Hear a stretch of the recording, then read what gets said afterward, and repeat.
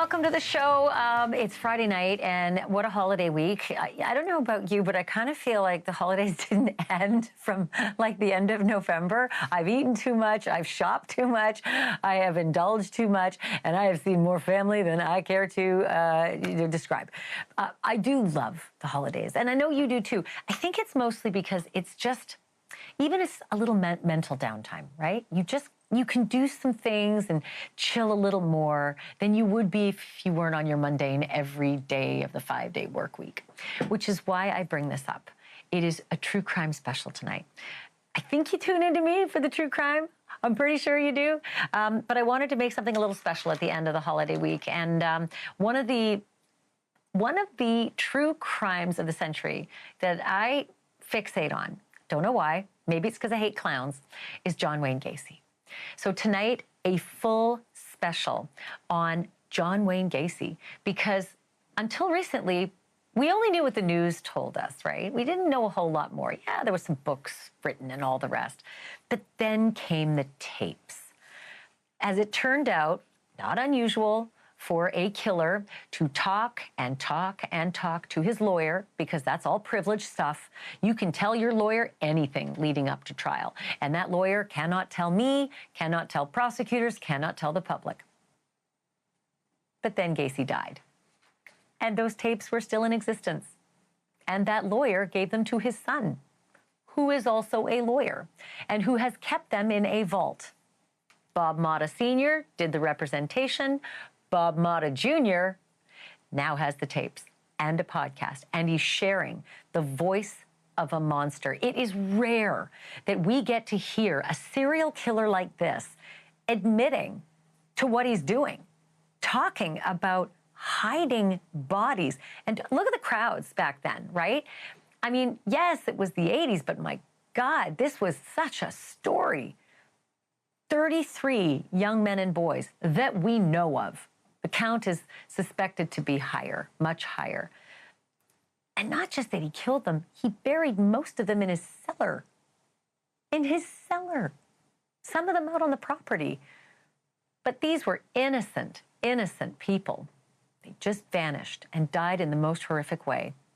He would torture them, handcuff them, and keep them alive for a long time while raping them before finally murdering them. And we get some insight tonight on how he did it, because one of the guys survived and never told his story. For decades and decades, never told his story. He went on to be a very successful actor in shows like Law and Order and Grey's Anatomy, and only recently just decided to come out publicly and talk about that horrible, horrible night of hell that he spent as John Wayne Gacy's captive, being brutalized, being sadistically tortured, and being choked into unconsciousness by a device that he describes as nothing short of chilling. It's an incredible insight into Gacy, the serial killer, but also his techniques. There was so little that we knew about this back then, when the news cameras were behind the ropes and lawmen kept them at bay. But now so many of those details coming out. So you're going to hear the recorded interviews of Gacy's own voice, and you're going to hear one of his own victims telling his story as to what happened that night. If you're old enough to remember the 70s, and I mean firsthand, and not from movies or reruns, so many memories and milestones probably do come to mind, personal and otherwise. The same goes for the 80s and the 90s. In the field of true crime, there is a name for that era between 1970 and 2000. Any guesses? I can wait, but your time is up. The scholars actually call it the golden age of serial murder. Golden age of serial murder. It turns out those 30 years were a sweet spot for killing. People were on the move like never before, and there was no such thing as a camera on every corner or doorbell or dashboard. There was no GPS, no timestamps. And for the most of those years, no cell phones or cell phone pings. Cell phones, we'd never even heard of them. If you were so inclined, you could kill in near total secrecy and be 500 miles away the following morning. It was the age of Ted Bundy, son of Sam, Jeffrey Dahmer, Joel Rifkin, and Eileen Wuornos, names that send a chill through your spine. And then it was also the age of the killer clown himself, John Wayne Gacy. Gacy murdered at least 33 men and boys in those years. And again, that's just the number that investigators are aware of. People who have studied Gacy, including his former attorneys, investigators, journalists, they're convinced that there are more victims yet to be found and identified, even today. Gacy was finally arrested, and his victims were unearthed, literally, in 1979. The following year, when he was facing trial, his attorney, a man named Bob Motta, made audio recordings of their prep sessions. We had the fascinating pleasure of inviting Bob Motta's son, who was also a Chicago attorney, onto this program several times to share those recordings with us. But before I take you back, a spoiler. Gacy failed to convince a jury that he was anything other than the monster he was, and they gave him the death penalty. And I've got more on that later in this hour. But here now, my conversations with the son of John Wayne Gacy's attorney, who played for us the voice of the killer clown himself. Well, so I started this a couple of years ago when my father had given me all of his taped interviews with Gacy. I did a first season of it, and where I kind of released a lot of the sound of the tapes. I was digging into the case, more about the victims, the investigation, and the trial. And as I was progressing through that, I had an old Chicago detective named Bill Dorsch reach out to me. He kind of liked the way that I was handling the fact of Chicago police had done nothing during the time that Gacy was active to stop him. And when I say nothing, I mean nothing. And he felt that I was one of the first people to kind of come out and say that openly. And so we started talking, and I came to learn that Bill Dorsch had been doing research for 20 plus years into Gacy after the fact, doing what he thought that law enforcement should have done. And Bill, being a former Chicago homicide detective himself, has a pretty good idea what he's doing in terms of his investigation. So we decided that we were going to collaborate. And the irony of the son of the man who defended Gacy is now trying to advocate for his victims is not lost on me. But as a matter of fact, I think it drives me more than anything. So all those things kind of came together. Yeah. It's ironic. It really, can you, I know that your dad gave you the tapes, I think for your 21st birthday. Can you set up a clip and let us know what we're about to hear? Yeah, this particular clip is interesting. So when my father was brought onto the case, and both him and Sam were hired, they weren't public defenders. Sam had done a bunch of contractual work for Gacy prior to his arrest, the big arrest. And then my father had just come out of the public defender's office when the story broke in December. And so he saw Sam on TV. He's like, oh my God, I know him. I should call him to see if he needs help with the case. He did. Sam did. And so what we're hearing here are the tapes of my father preparing John Wayne Gacy for his insanity defense trial.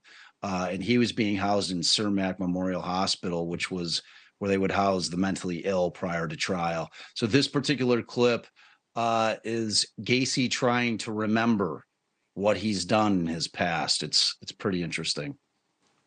All right, let's roll it. Sam said I could have killed 100 people. How do I know I didn't kill 100 people? How did I know I didn't do this while I was traveling? It's possible, but I don't recall it. How the hell can you feel about something that you don't do? How can I have any feelings about it? Once they were into the ground, they weren't my problem. Arguing back and forth. And I talked him into putting the handcuffs on. Once he got the handcuffs on, I pinned him down, and I told him, I said, now you might as well settle down and get it straight for once and for all, because I am not going to give you a check. I said, I don't give a shit what the hell you do. And then he said, let me up. I said, I ain't letting you up until I get done explaining it. I said, you know goddamn well you owe me for the carpeting. And you're not getting your money until I get mine. And then he told me that if I didn't let him up, or if I would let him up, he'd kill me. Threatened to kill me. I am assuming from that point forward, I don't remember if I killed him or I just left him on the floor there. I do know that he was dead. Around 6:30 to 7 o'clock in the morning when I came out of my bedroom. just doesn't even remember if he killed a teenager. Did he ever, at any point in any of the tapes that you've been able, I don't even know if you've gotten through all of them, but did he ever express any remorse or any regret or any guilt or any sympathy for all these people he killed and all the lives he destroyed? None.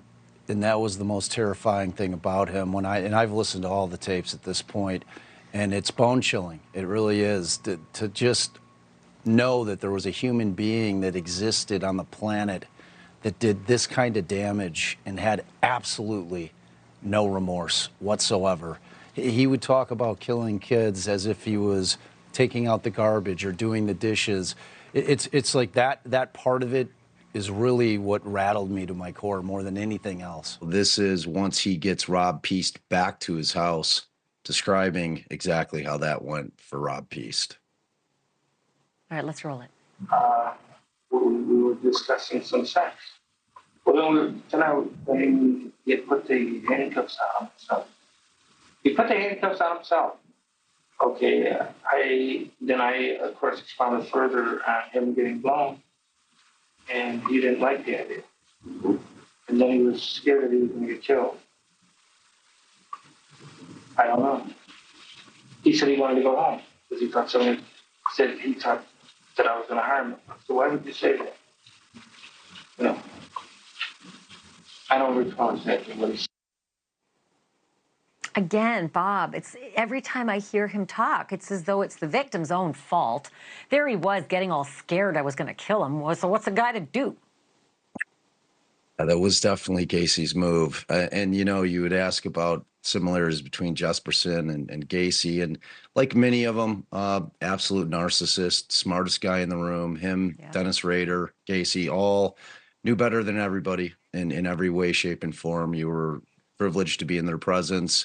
And like you said, I mean, the ability of these guys to be able to blend in, and Gacy more than any of them. When Gacy first got arrested, he gave 5 confessions over 29 hours, the first 29 hours in custody. So part and parcel of that, when my father gets them, he realizes, and Sam and Moranti both realize that they have to go with the insanity defense. Now, what he's asking Gacy here initially is, how many victims or potential victims did you have in this house over the course of the years that you were active? And so Gacy gets into that answer, and then we get into, do you think that it was their fault? Was it the victim's fault that they were killed? And the answer you hear will shock you. Oh, man. How many people would you say that you brought to your house in the past 5 years, Jen, that are still alive? Roughly? Yeah. Maybe 400 or 500. Well, why the hell, why are some dead and why are others alive? Because, like I said before, some of those, the ones that were killed with threats of violence or blackmail or shit like that. Do you feel that their deaths were their fault? Yes. There's not one of them that didn't die that I'm aware of that didn't die through their own hands or through their own wrongdoing. Everybody came to my house willingly, understandingly, and knowingly what was going on. I mean, again, I don't know that it meets the insanity defense, but it is insane.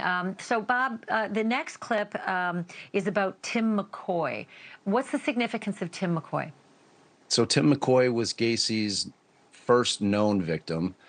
He was a 16-year-old kid. He was coming back from Iowa, where he had traveled to go with his former friends in their graduating class from high school. He was taking the Greyhound bus.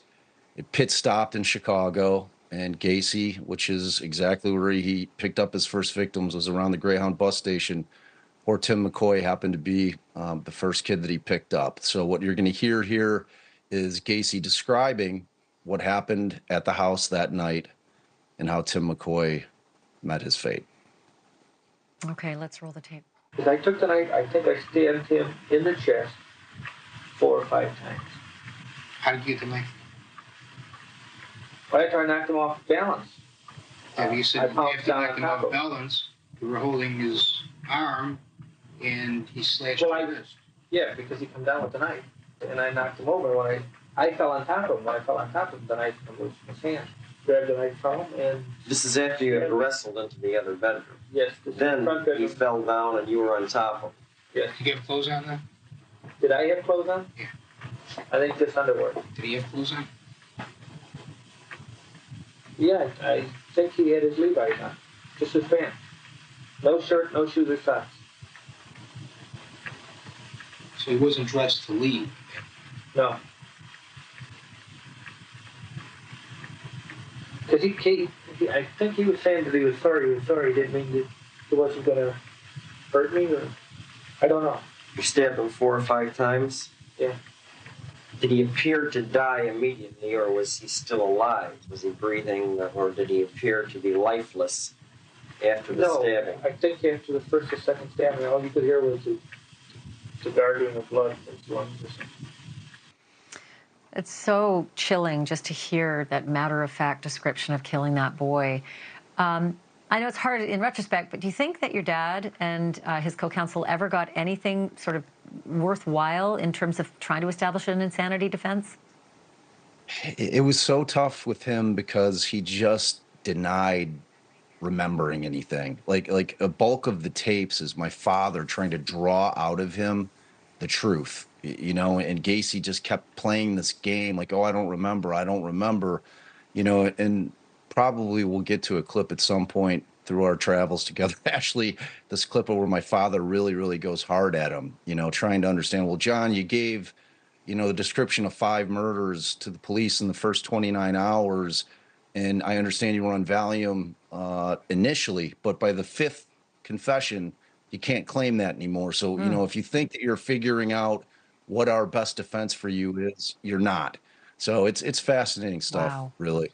Your dad is asking John Wayne Gacy if he remembers the burial of one of the victims, I think, under the house. Is that about right? Does that set up that tape?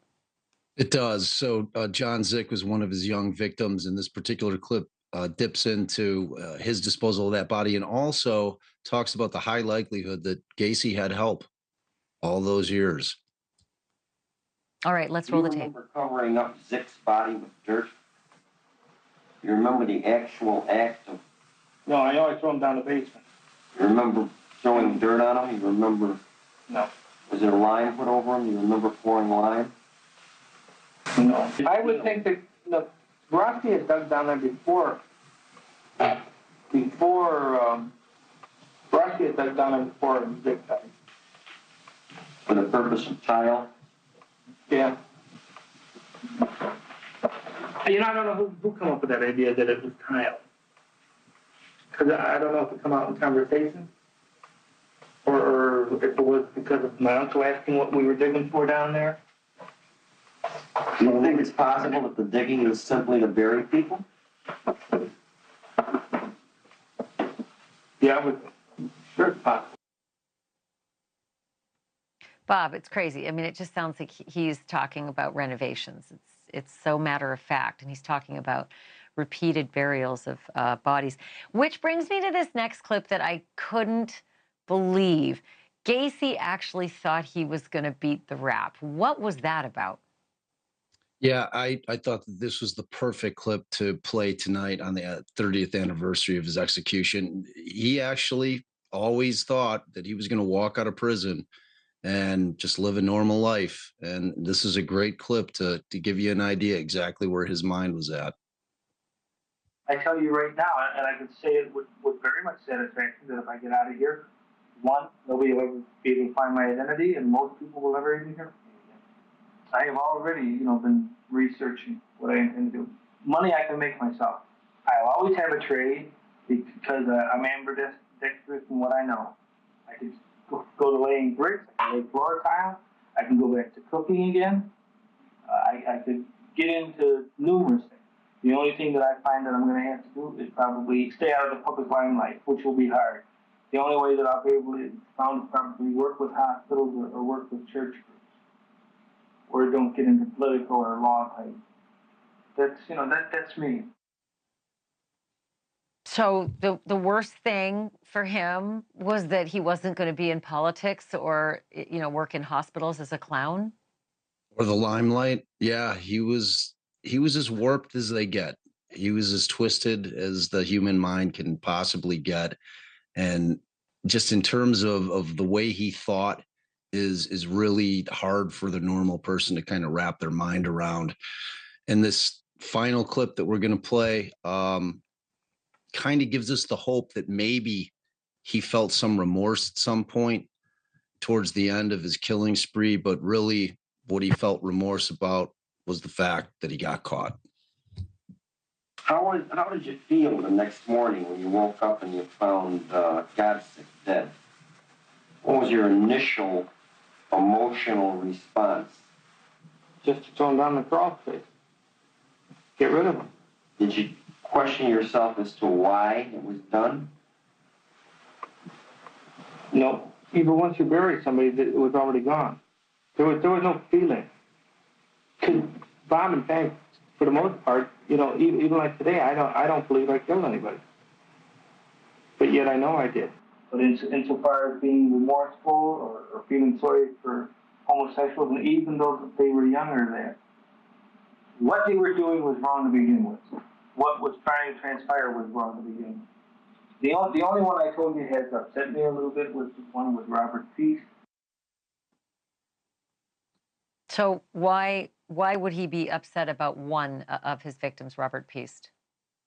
At the very end, he was aware that he had this problem. When I say problem, I'm talking about killing young men. And he was really trying to slow down. He was trying to keep himself so busy with work that he didn't have enough time in order to go out in the early morning hours and troll for his victims. And on Rob Peace, he broke his system, and Rob, he snatched him at around 9:30 on a weeknight from Rob Peace's job. So he just broke his MO completely. And his remorse was the fact that he got caught. It had nothing to do with feeling or having this deep regret of what he had done. The guy was just a monster.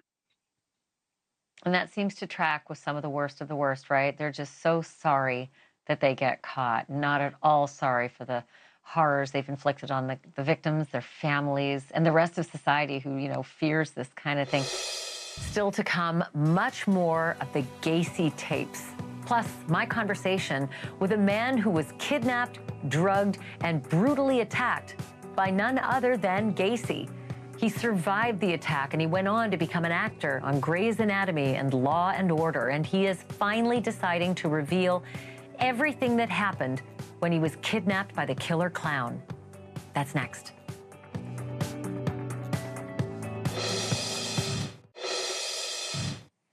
The year 1978, in many ways, was a more innocent time in our country.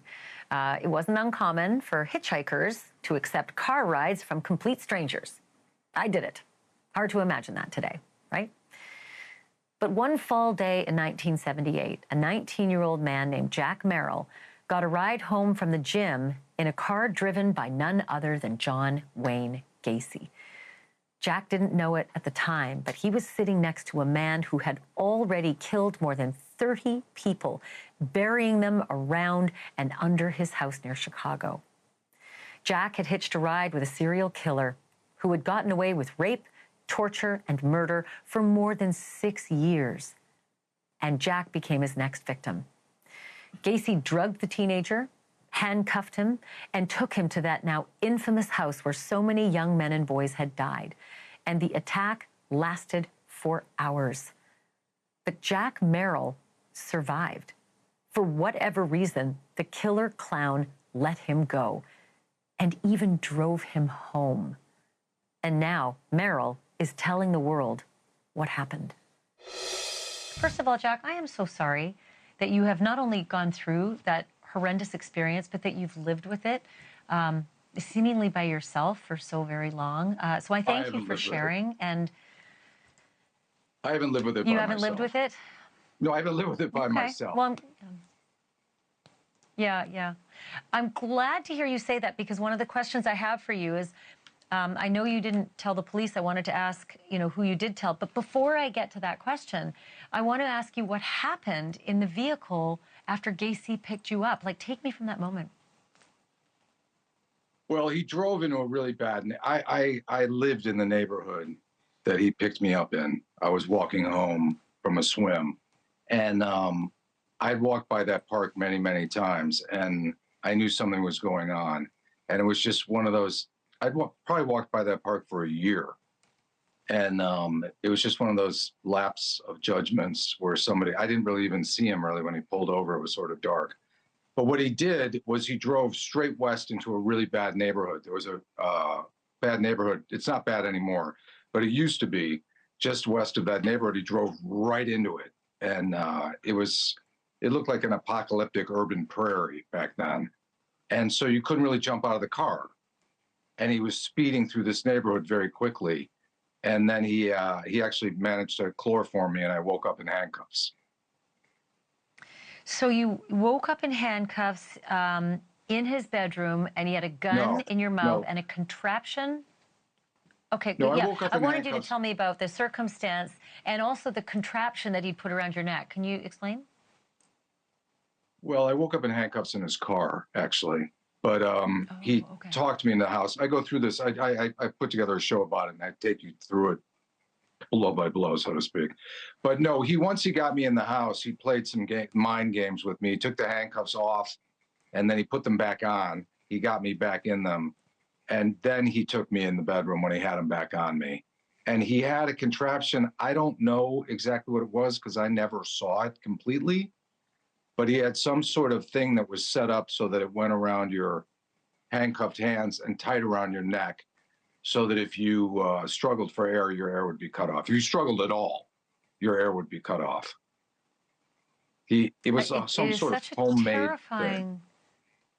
Yeah, it's such a terrifying picture that you create. What happened eventually? I mean, I know that he sexually assaulted you.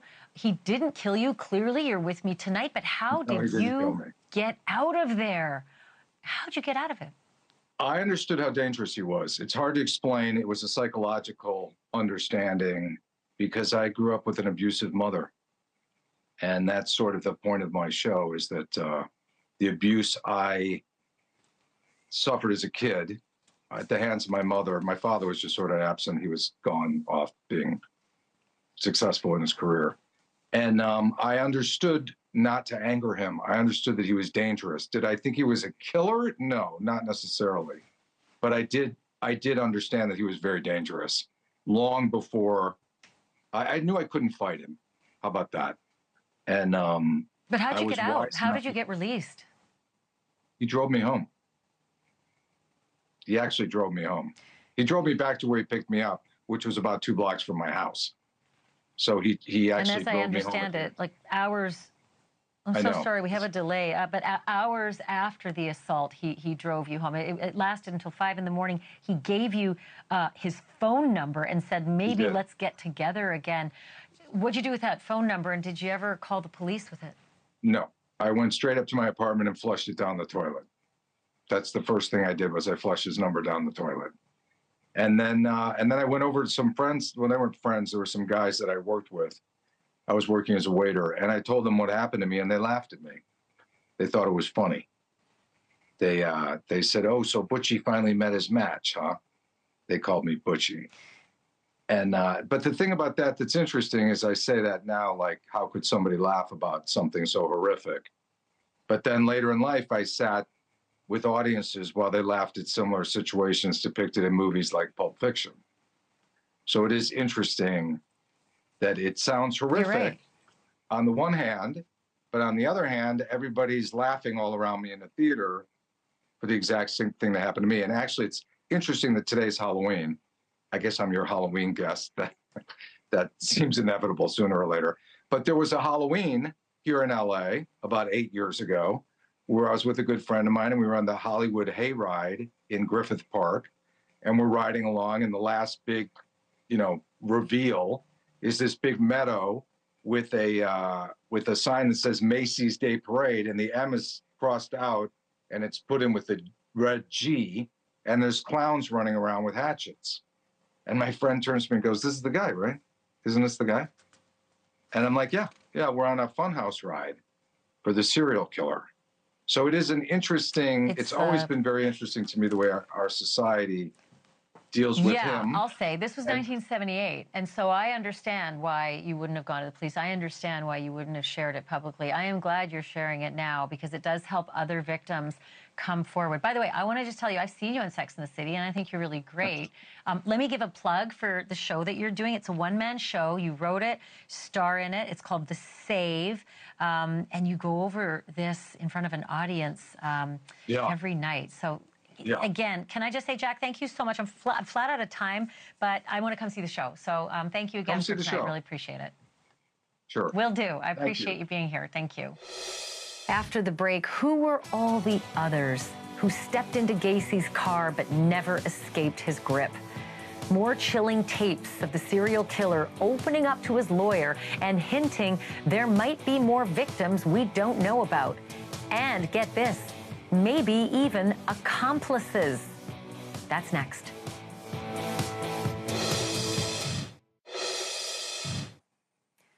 John Wayne Gacy, the killer clown.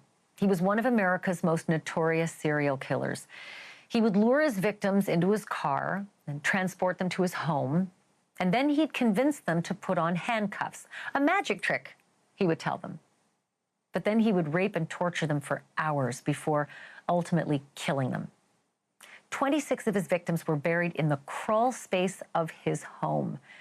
3 were buried on his property, and 4 more were discarded in the Des Plaines River. 33 victims that we know of. But it's long been suspected there were many more victims that have never been found, and possibly people who helped Gacy carry out his crimes. Some of those suspicions are based on things that Gacy said himself. Before his death, he sat for hours and hours of interviews with his attorney, Bob Motta Sr. Now that lawyer's son, Bob Motta Jr., also an attorney, is sharing those recordings for the first time on his podcast, Defense Diaries. Here are more of the chilling Gacy tapes that Bob Motta shared with me. This first clip is basically what I refer to as what very well might have been. And it's Gacy talking to my father about one of his very last victims that he was transporting to the Des Plaines River, which is where he dumped his last 5 victims. And the conversation that ensues is disturbing, to say the least. You said that after Joe was killed, that you put him in the trunk of the car, drove to the river, and on the way to dump him, that's when you picked the hitchhiker up to Colorado. Does that help you at all? So it was on that one? Not on Peace. Possibly. You don't recall it. See, what I'm trying to do, John, is go through these statements in their words and your words, or paraphrase, whatever, and the things that you remembered, apparently, and told them there, you don't remember now. All right. Yeah, but when you say, what order they were in, I can't tell you what order they were in. I don't know what order they Somebody knows. were in. I don't know how anybody would know, unless they did it. Wow. Yeah, what's most disturbing about that is that I firmly believe, along with former Detective Bill Dorset, there are additional victims, and God only knows if that victim that was in that car in the trunk was the only victim that was in that car that day. The second clip we're going to get into is equally disturbing in a much different way, because I've always felt firmly that Gacy had help.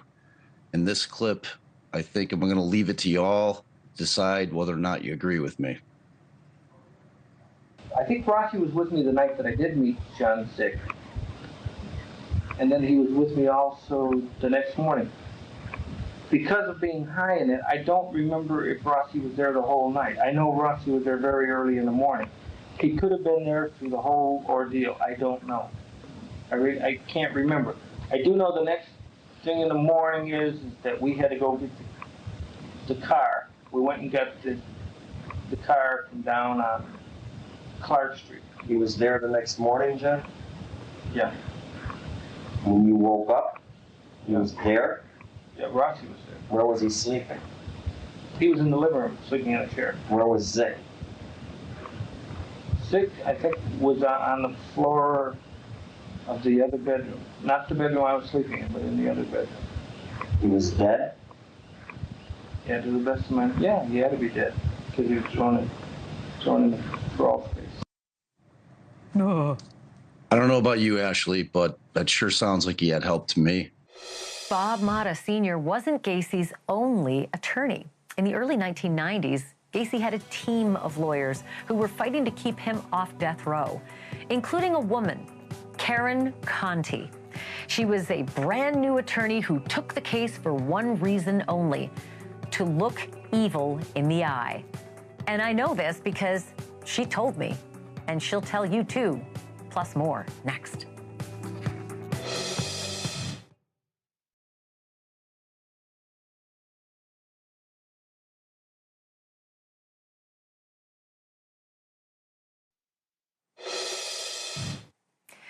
Karen Conti was fresh out of law school in the mid-1990s when she was invited to join the defense team of one of America's worst serial killers, John Wayne Gacy.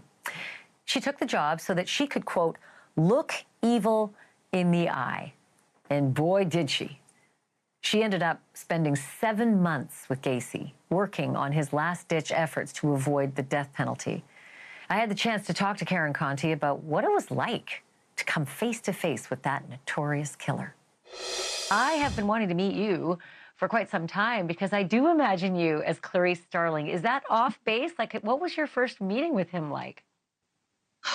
Well, he's the boogeyman. When I was growing up in the Chicago area, that face is etched in your mind. And he's the guy you don't get in the car with, that your parents tell you about. So, flash ahead all these years, I'm now going to meet the boogeyman. And I'd read all about him, and I knew he wasn't going to appear to be evil with fangs or evil written on his forehead. But I really wasn't prepared for how absolutely unimposing and normal he was. I mean, he was charming, engaging, affable. Was telling jokes all the time. He was small in stature. I mean, there was nothing frightening about him, and that's what was so frightening. And it's not like when you had your first meeting, as I understand it, it wasn't like Clarice Starling had bars between her and Hannibal Lecter. You didn't even have plexiglass. Right, that's what I thought was going to happen. But you're kind of, in Illinois, you're released into this bullpen. And there's Gacy standing there, and he's bad enough. He killed 33. But then there are all the people on death row who have killed all kinds of people under horrible circumstances, and they're all walking around free range. And while I knew Gacy was compartmentalized, meaning he wasn't going to hurt me, first of all, I wasn't his type. And second of all, he could control himself. He needed me. He wanted something from me. But those other people, some of whom were psychotic, those people I was a little frightened of, to tell you the truth. So I got a letter from the Happy Face Killer. I read it on the air last night. And in it, he kind of referred to me as like a busybody woman reporter. And I could see how derogatory he was towards women. But I'm getting the impression from what I read in your work that he revered women, and he actually treated you very respectfully. It must have just been the men and boys that he hated. It was shocking to me, and because as women back then, starting almost 40 years ago, I really wasn't treated very very well as a woman. But Gacy was very respectful. He would stand up when I walked in. He was kind to me. He called me dollface. And what was interesting is he was softer with me and he listened to me. And with men, he was very aggressive and oppositional. But I really chalk that up to the fact that his father was abusive and was not very nice to him. But he loved his mother, his two sisters. He was married twice and he got along with his wives. So I think that I was able to get things done with him in a way that the men couldn't because of our relationship. And you know what? We represent bad people all the time. So, I mean, I represent people who beat their children and companies that poison the water. And so, I mean, I take my clients as they are, but I have to be engaged with them in order to get my job done. And I was with Gacy. So did you ever get the impression that when you listen to those tapes, when Bob Motta Sr. is asking him these questions, what did you do when you discovered the dead body? Well, I just threw him downstairs. I just threw him down in the cellar. What do you mean? What's the next question? Did you get the impression that he was like that he cared absolutely zero for human life, at least those 33 that we know of? You would see flashes of this, Ashleigh. There was one point in time where he had this thing called the body book. And I said, what is that? And it was a catalog book of all the young men and boys he killed. It was color coded. He had someone from the outside put it together. And I said, what is this? And he told me, and I said, these aren't bodies. These are young men. These are victims. These are human beings. And he said, without missing a beat, well, what were they doing out late at night anyway? So I would see those flashes of complete dehumanization of the victims, and it's cold and it's chilling when you hear that. But Gacy was pretty good at covering that up, at least when I got to represent him. Yeah, that serial killer I was telling you about writing to me, same thing, right? I think he's taking credit for upwards of 160 or so killings. He refers to them as number 7, and how I could cancel a body just by shredding it under my truck. It's just incredible. And that, he's only in jail because of he made some choices. He broke a law. They happen to be laws broken as opposed to wiping out a human soul. It's pretty shocking and remarkable. I'm fascinated to get your take on your conversations with him, and if you felt pretty convinced that there are a whole lot more victims than those 33. I do. I am convinced. He had a lot of jobs out of town, and I actually saw the business records where he would go for 2 or 3 weeks and do jobs in the Pacific Northwest, in Florida, and Wisconsin. And you can't tell me that when he was ramping up, and at the end, Bob Mott is right, he may have tried to stop, but he was ramping up, and he needed more and more to satisfy his evil urges. And there's no way that when he went up to these places and he did business there, that he wasn't abducting young men. It was easier. He was anonymous there. And it was much easier to hide the bodies there. Again, we didn't have the integrated database that we have now. So who knows if there are other victims. And I hope that some sleuth at some point goes and sees those records and figures out if there were young men and boys who went missing in those areas when Gacy was up there. And I would put money on the fact that there were. That does it for us tonight on this holiday Friday night. It's been really great to have you with me this week. Thank you so much for letting me and NewsNation be a part of your holiday week. Stay tuned. Cuomo starts next. Thanks for watching. Go to joinnn.com to find NewsNation on your screen. And don't forget to click the red subscribe button below to get more of NewsNation's fact-driven, unbiased coverage.